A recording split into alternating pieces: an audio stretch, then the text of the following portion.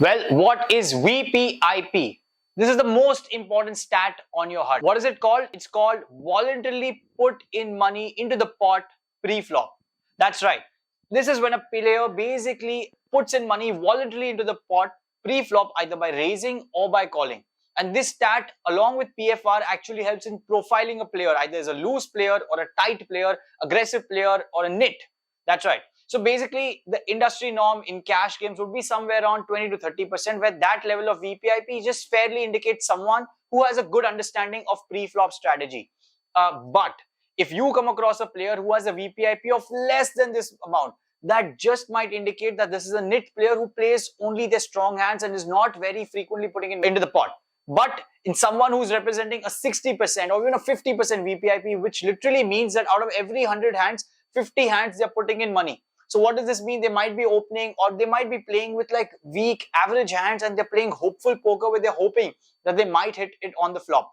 So well, against these players, you have to approach a strategy where you are getting in all your money in with your monster hands and making sure that you win that particular pot.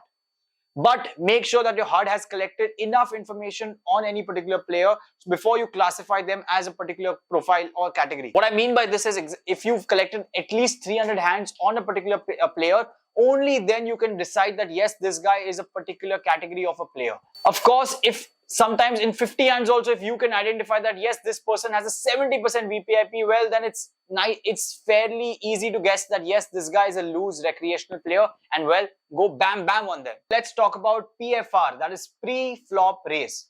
This is a stat via your HUD which actually helps you understand how often a player has entered the pot by raising pre-flop. That's right. This is a very important stat, and again, player profiling, because again, if someone who enters the pot frequent number of times might be an aggressive player, while someone else might be a passive player. Someone who has a basic understand of pre-flop strategy might have a pre-flop raise percentage of 15 to 25% of times, with the norm being about 19 to 20%. What does this mean? That out of every 100 hands they play, 20% of those they actually raise pre-flop. How do you actually make use of this stat? So well, if someone has a very high PFR, that means that yes, they are just raising even their marginal hands. So again, in those cases, you want to 3-bet them or you want to 4-bet them in those situations with your strong hands. But if someone has a very small PFR, then you want to make sure that even with your average hands, you don't want to get into that pot and you probably want to fold. Again, make sure that at least you have a good